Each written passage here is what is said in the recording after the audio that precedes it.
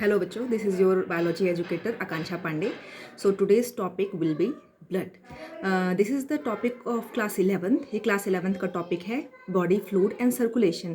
This chapter is divided into two parts. एक है body fluid, एक है circulation.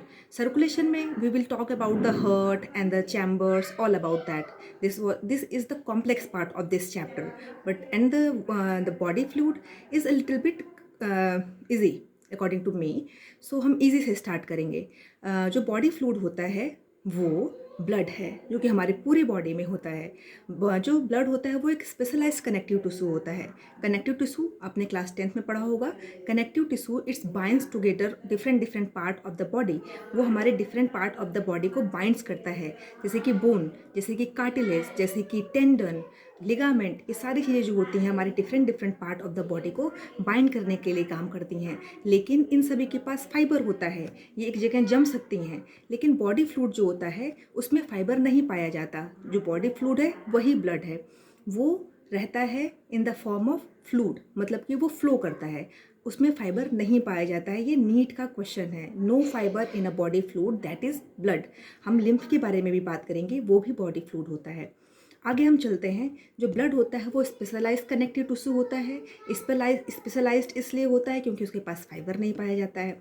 अब ये होता है टू पार्ट में divided. The first part is plasma and the second part is formed element.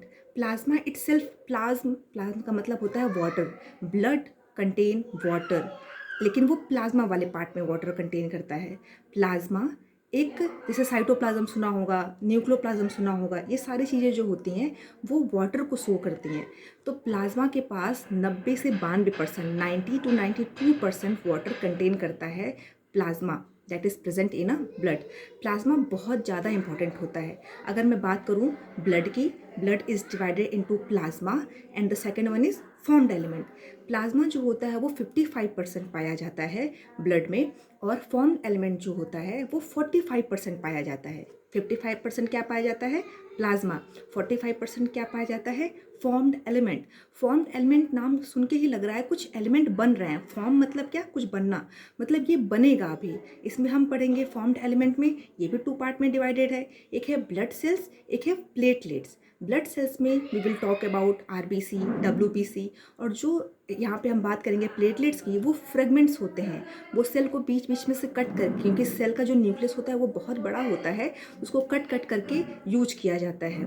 तो वो हो गया. आपको पूरा फ्लो चार्ट समझ में आ गया होगा. हमने क्या बात की? पहले ब्लड की बात की. ब्लड एक स्पेशलाइज्ड कनेक्टिव टिश्यू है जो कि फ्लूइड फॉर्म में फ्लो करता है, ठीक है, और इसमें फाइबर नहीं पाया जाता. फिर हमने बात की प्लाज्मा की, जो कि 55% है. फिर हमने बात की किसकी? फॉर्म्ड एलिमेंट की, जो कि 45% है. जो हमारा प्लाज्मा होता है उसमें बहुत सारी डिटेलिंग है, अभी हम पढ़ेंगे. और जो ब्लड सेल्स होते हैं वो टू टाइप्स के होते हैं, आरबीसी और डब्ल्यूबीसी. उसके बाद हम बात करेंगे प्लेटलेट्स की. डब्ल्यूबीसी जो होता है उसके भी पार्ट होते हैं. उसका जो टू पार्ट्स है, एक ए ग्रेनुलोसाइड्स है और दूसरा है ग्रेनुलोसाइड्स. ए ग्रेनुलोसाइड, ए इटसेल्फ इज प्रेफिक्स. ए का मतलब होता है नॉट. अगर आपने ग्रामर पढ़ा होगा तो अगर हम किसी भी वर्ड के आगे ए लगा देते हैं, प्रेफिक्स लगा देते हैं ए, तो उसका मतलब होता है नो. तो जिसमें ग्रेनुअल नहीं पाए जाएंगे उसे ए ग्रेनुलोसाइड्स कहेंगे, और जिसमें ग्रेनुअल पाए जाएंगे उसे ग्रेनुलोसाइड्स पढ़ेंगे. अभी इसको हम छोड़ते हैं, हम आते हैं प्लाज्मा में.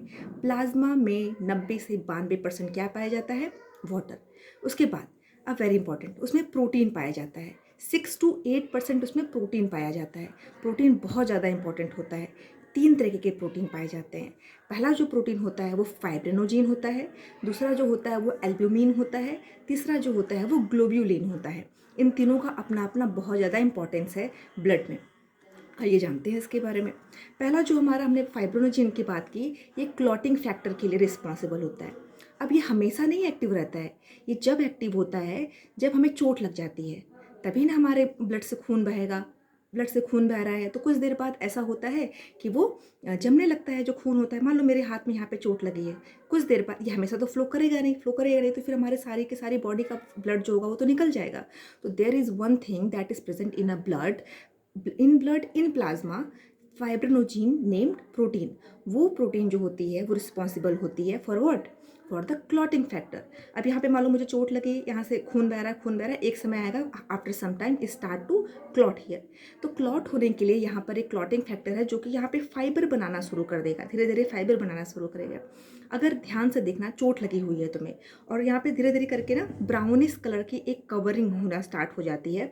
उस ब्राउन कलर की कवरिंग को अगर तुम देखोगे तो तुम्हें समझ में आएगा कुछ फाइबर फाइबर सा बना हुआ है। तो वो फाइबर क्लॉटिंग फैक्टर के लिए रिस्पॉन्सिबल होती है, जिसकी वजह से ब्लड बाहर नहीं आता है। पहला वाला डन। क्या है, हमने बात करी है प्लाज्मा की, इसमें वाटर पाया जाता है 90 to 92%। उसके बाद हम प्रोटीन के बारे में बात कर रहे हैं जो कि पाया जाता है 6 to 8%। पहले वाले की बात हमने कर ली, फाइब्रिनोजीन की। दूसरी हम बात करेंगे ग्लोब्यूलिन।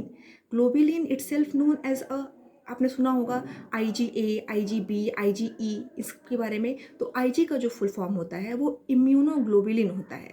तो अगर हम बात करेंगे ग्लोबुलिन की तो वो रिस्पॉन्सिबल होता है इम्यूनिटी के लिए, हमारे डिफेंस मैकेनिज्म को रिस्पॉन्सिबल डिपेंड करता है वो।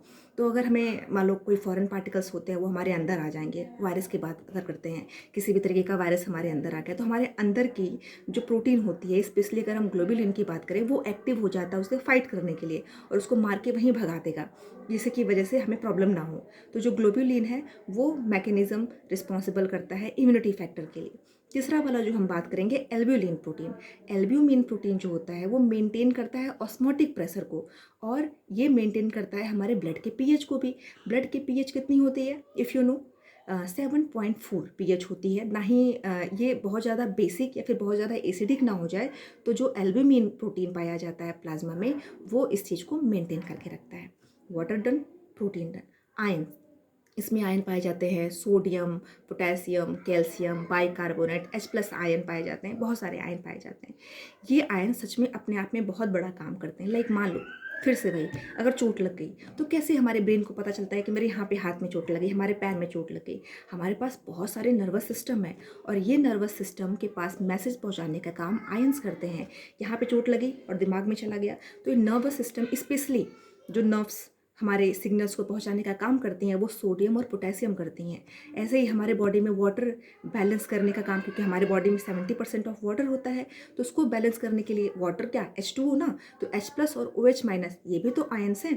तो इन सभी चीज़ों को मेंटेन करने के लिए हमारे पास आयंस हैं वो प्लाज्मा में। और प्लाज्मा ब्लड तो पूरी बॉडी में फैला हुआ है। तो डिफरेंट डिफरेंट काइंड ऑफ अगर बात करें हम, आयंस अलग अलग जगह पे पूरे बॉडी में ब्लड के थ्रू मिले हुए हैं और ये सिग्नल्स पहुंचाने का काम करते हैं। ब्लड शुगर्स में हमारे होते हैं, हमारे पास सिग्नल्स पहुंचाने का काम करते हैं, बहुत सारी चीज़ों को मेंटेन करने का काम करते हैं। यहाँ पे क्या क्या हमने पढ़ लिया, हमने पढ़ लिया प्लाज्मा। प्लाज्मा के अंदर वाटर 90 to 92% होता है। प्रोटीन जो कि 3 तरीके का होता है, फाइब्रिनोजेन क्लॉटिंग फैक्टर के लिए रिस्पॉन्सिबल होता है, एल्ब्यूमिन ऑस्मोटिक प्रेशर मेंटेन करता है। और तीसरी बात हम करेंगे अगर ग्लोबुलिन, वो इम्यूनिटी मैकेनिज्म को मैनेज करता है, मेंटेन करता है। उसके बाद हमने पढ़ा तीसरा वाला आयन। अब हम पढ़ेंगे हार्मोन। हार्मोन जो होते हैं वो केमिकल मैसेंजर होते हैं। Chemical messenger in the sense वही यहाँ से वहाँ मैसेज को पहुँचाने का काम करते हैं। केमिकल मैसेंजर अगर मैं कहूँ, ये ग्लैंड्स के द्वारा बनाए जाते हैं हमारे बॉडी में। आपने क्लास 10th में पढ़ा होगा, different different type of glands होते हैं, उस ग्लैंड्स में हार्मोन बनते हैं।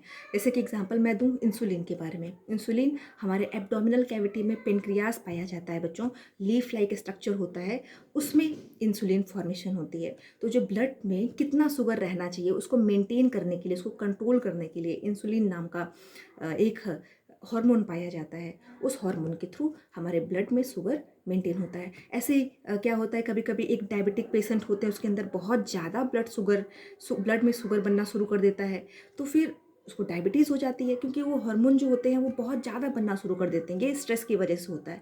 हम आगे पढ़ेंगे क्यों ऐसी चीज़ें होती हैं, जब हम एक्सक्रीटरी प्रोडक्ट वाला चैप्टर पढ़ेंगे तो कैसे ब्लड में बहुत ज़्यादा शुगर हो जाता है और डायबिटीज़ जैसे पेशेंट आने शुरू हो जाते हैं बहुत ज़्यादा। तो ये तीनों चीज़ हमने पढ़ ली, ठीक है। और एक्सक्रीटरी प्रोडक्ट भी होता है हमारे प्लाज्मा में, दैट इज़ यूरिया, क्योंकि we are the ureotelic, that's why यहाँ पे हम बात करेंगे यूरिया की एक्सक्रीटरी प्रोडक्ट से।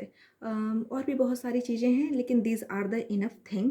हाँ, the very important thing, nutrients भी हमारे प्लाज्मा में ही पाए जाते हैं। जैसे कि न्यूट्रिएंट्स, जब हम खाना खाते हैं तो हमें कार्ब्स मिलते हैं, हमें कार्ब्स लाइक कार्बोहाइड्रेट, जिससे ब्रेक डाउन होकर वो ग्लूकोज देता है, उस ग्लूकोज से फिर हमें एनर्जी मिलती है हमारी सेल को।